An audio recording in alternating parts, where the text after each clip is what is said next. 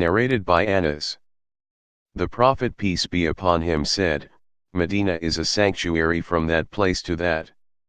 Its trees should not be cut and no heresy should be innovated nor any sin should be committed in it, and whoever innovates in it an heresy or commits sins, bad deeds, then he will incur the curse of Allah, the angels, and all the people. Narrated by Anas. The Prophet peace be upon him came to Medina and ordered a mosque to be built and said, O Bani Najjar, suggest to me the price of your land. They said, we do not want its price except from Allah. They wished for a reward from Allah for giving up their land freely. So the Prophet peace be upon him ordered the graves of the pagans to be dug out and the land to be leveled, and the date palm trees to be cut down. The cut date palms were fixed in the direction of the Qibla of the mosque. Narrated by Abu Huraira. The Prophet peace be upon him said, I have made Medina a sanctuary between its two, Herat, mountains. The Prophet peace be upon him went to the tribe of Bani Haritha and said to them, I see that you have gone out of the sanctuary, but looking around, he added, no, you are inside the sanctuary. Narrated by Ali. We have nothing except the book of Allah and this written paper from the Prophet, wherein is written, Medina is a sanctuary from the air mountain to such and such a place, and whoever innovates in it an heresy or commits a sin, or gives shelter to such an innovator in it will incur the curse of Allah, the angels, and all the people. None of his compulsory or optional good deeds of worship will be accepted. And the asylum of protection granted by any Muslim is to be secured, respected, by all the other Muslims, and whoever betrays a Muslim in this respect incurs the curse of Allah, the angels, and all the people, and none of his compulsory or optional good deeds of worship will be accepted, and whoever freed slave, befriends, take as masters, other than his manumitters without their permission incurs the curse of Allah, the angels, and all the people, and none of his compulsory or optional good deeds of worship will be accepted.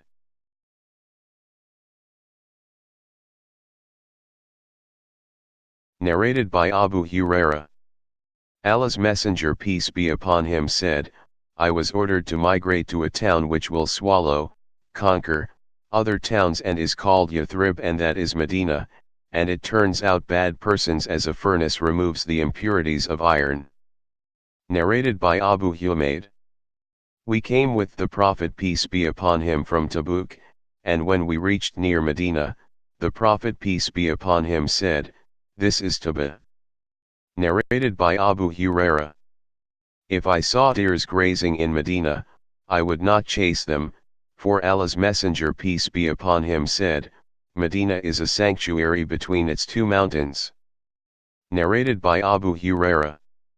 I heard Allah's Messenger peace be upon him saying, the people will leave Medina in spite of the best state it will have, and none except the wild birds and the beasts of prey will live in it, and the last persons who will die will be two shepherds from the tribe of Muzina, who will be driving their sheep towards Medina, but will find nobody in it, and when they reach the valley of Thani Yatalwada, they will fall down on their faces dead. Narrated by Sufyan bin Abu Zuhair. I heard Allah's Messenger peace be upon him saying, Yemen will be conquered and some people will migrate from Medina, and will urge their families, and those who will obey them to migrate to Yemen, although Medina will be better for them, if they but knew.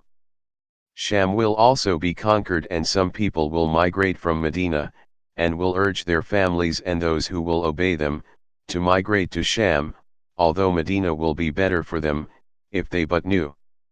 Iraq will be conquered and some people will migrate from Medina, and will urge their families and those who will obey them to migrate to Iraq, although Medina will be better for them, if they but knew.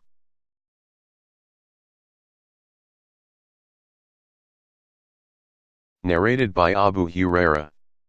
Allah's Messenger peace be upon him said, Verily, belief returns and goes back to Medina as a snake returns and goes back to its hole when in danger. Narrated by Sa'd. I heard the Prophet peace be upon him saying, none plots against the people of Medina but that he will be dissolved, destroyed, like the salt is dissolved in water.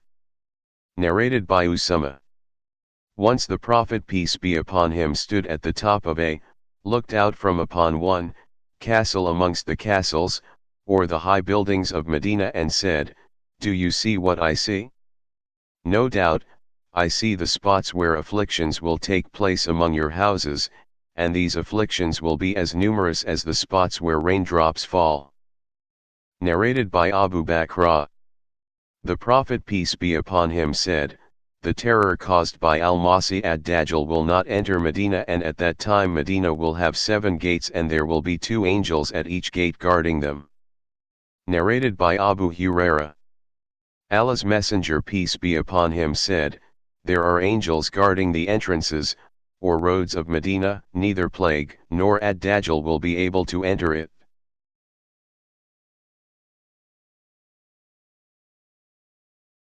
Narrated by Anas bin Malik. The Prophet peace be upon him said, There will be no town which ad-Dajjal will not enter except Mecca and Medina, and there will be no entrance, road, of both Mecca and Medina, but the angels will be standing in rows guarding it against him, and then Medina will shake with its inhabitants thrice, 3 earthquakes will take place, and Allah will expel all the non-believers and the hypocrites from it. Narrated by Abu Sa'id al-Khudri. Allah's Messenger peace be upon him told us a long narrative about ad-Dajjal, and among the many things he mentioned, was his saying, Ad-Dajjal will come and it will be forbidden for him to pass through the entrances of Medina. He will land in some of the salty barren areas, outside Medina. On that day the best man or one of the best men will come up to him and say, I testify that you are the same Dajjal whose description was given to us by Allah's Messenger peace be upon him. Ad-Dajjal will say to the people, If I kill this man and bring him back to life again, will you doubt my claim? They will say, No. Then ad-Dajjal will kill that man and bring him back to life. That man will say, Now I know your reality better than before. Ad-Dajjal will say, I want to kill him but I cannot. Narrated by Jabir. A Bedouin came to the Prophet peace be upon him and gave a pledge of allegiance for embracing Islam. The next day he came with fever and said to the Prophet peace be upon him, Please cancel my pledge, of embracing Islam and of emigrating to Medina. The Prophet peace be upon him refused that request 3 times and said, Medina is like a furnace, it expels out the impurities, bad persons, and selects the good ones and makes them perfect. Narrated by Zayd bin Thabit. When the Prophet peace be upon him went out for the battle of Uhud, some of his companions, hypocrites, returned home. A party of the believers remarked that they would kill those, hypocrites, who had returned, but another party said that they would not kill them. So this divine inspiration was revealed, Then what is the matter with you that you are divided into 2 parties concerning the hypocrites? Surah 4 verse 88, the Prophet peace be upon him said, Medina expels the bad persons from it, as fire expels the impurities of iron. Narrated by Anas. The Prophet peace be upon him said, O Allah, bestow on Medina twice the blessings you bestowed on Mecca.